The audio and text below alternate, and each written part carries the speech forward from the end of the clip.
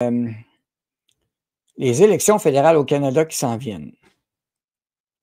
Parce que vous savez, on va avoir des élections fédérales en 2025. Trudeau ne sera plus là, il va y avoir un autre désigné pour le remplacer, qui va falloir faire des complotistes, des vrais complotistes, c'est-à-dire les mondialistes. Mais toujours est-il qu'il allait avoir un débat des chefs. Et Maxime Bernier, vous savez, il avait eu un score quand même pas pire la dernière fois, 5%, la dernière élection 2021. 5%. Et ce faisant, selon les règles établies à ce moment, il pouvait participer au futur débat des chefs. Ah, bonne nouvelle. Mais on n'est pas surpris non plus de qu'est-ce qu'ils ont fait.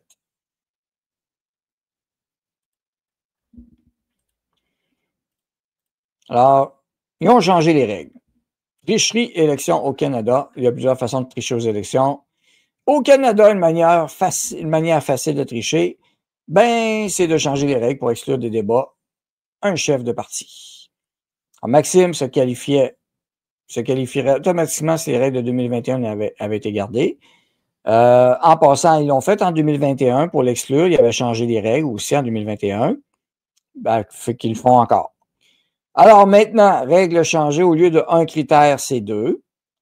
Alors ça, c'est la première chose qui ont changé, hein, la petite case en haut. Très importante.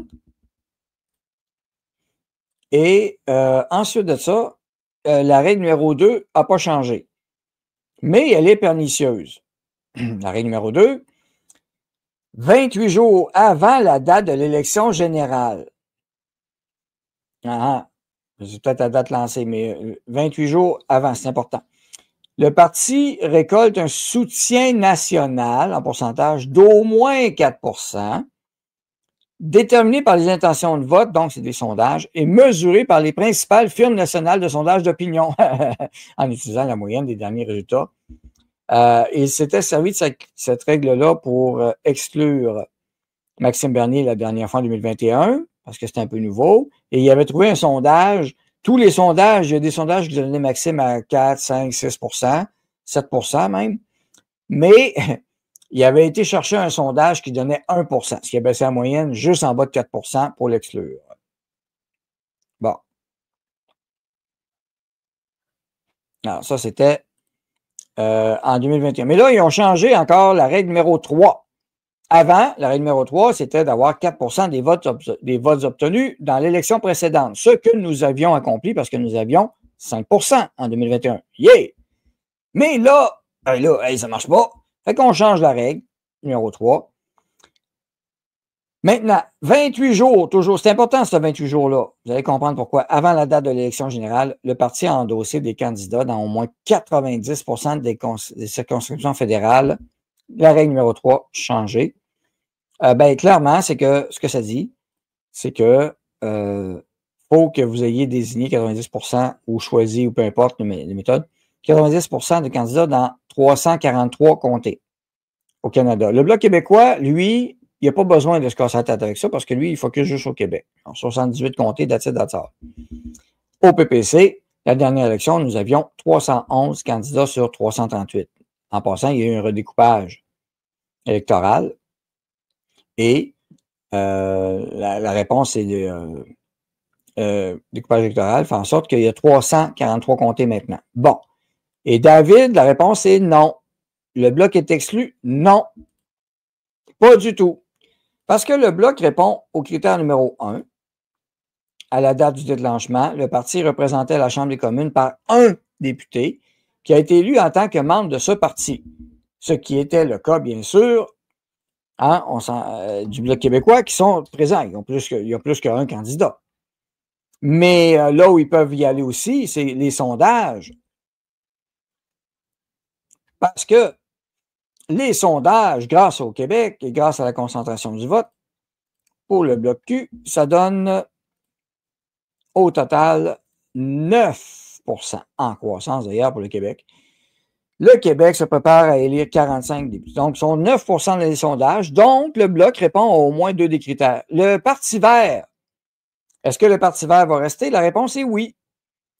Et là, je vous le dis tout de suite, là, nous sommes le 15 janvier 2025.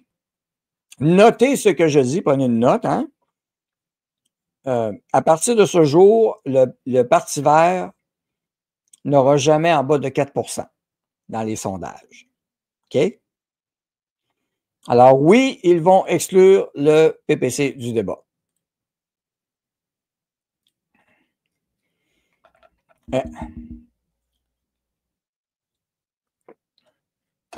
Ben, c'est ça. Rappelez-vous, le Reform Party à l'époque, c'était ça aussi, c'était surtout dans l'Ouest. Bon, toujours est-il que, là, je vous le dis, à partir d'aujourd'hui, tous les sondeurs vont s'assurer que le Parti vert a toujours 4 Fait qu'ils vont participer au débat, eux autres. Donc, la règle d'exclusion de Maxime Bernier, encore une fois, va s'appliquer. C'est une façon de ne pas avoir. C'est pas juste ça, un débat qui fait gagner l'élection ou pas. Non, non. Mais ça peut aider. Et la preuve, Jack Layton, ça l'avait aidé aussi. Puis tout le monde déparle, bien sûr. On s'en rappelle. Mais les débats ont une importance pour montrer et exposer aux gens c'est quoi un autre parti qui existe. Comme ça, en s'assurant que le PPC ne soit pas là, beaucoup de Québécois vont encore ignorer qu'il y a un PPC. C'est ça. Donc, ce qui veut dire que je compte encore plus sur vous pour faire la promotion du Parti populaire du Canada, de partager si vous l'aimez, si vous aimez les idées. La plateforme, vous aimez la plateforme, allez sur le site et vous pouvez, bien sûr, partager l'information et y aller comme ça. Il faut informer les gens de toutes les façons. Bien entendu, le monde des blogueurs, ils sont pas tellement, on n'a pas eu beaucoup d'invitations à ce sujet-là encore pour en parler. C'est dommage. Parce qu'après tout, on est un peu placé, on est pas mal au courant de ce qui se passe. Bon. Néanmoins, nous autres, on se prépare. Je tiens à le rappeler, qui capote ou pas. Ben Stéphane, que peut-on faire? Partager, partager, partager. Et j'ai fait des segments.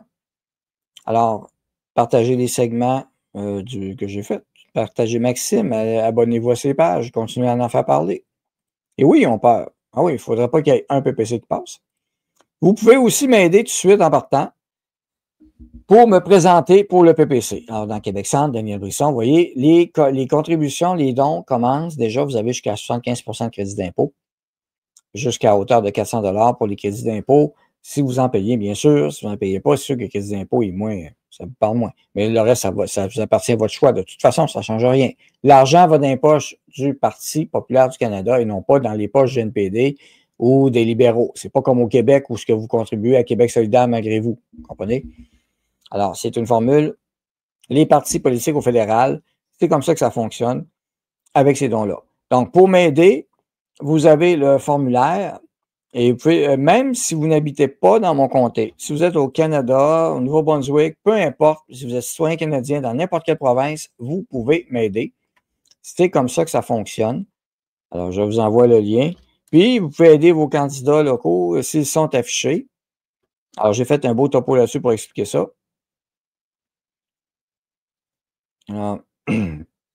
Via ce lien-là, vous pourrez contribuer puis aider. Ça peut être un montant de 10 $, 20 $. Ça va au Parti populaire directement pour ma future campagne. Parce que vous pouvez choisir le candidat et le comté ici. Et si on faisait un débat en dehors des médias, oui, il n'y aura personne qui va vouloir faire le débat, mais sachez qu'on prépare quelque chose avec des candidats du PPC pour les faire connaître aussi. Donc, vous allez les voir. On va les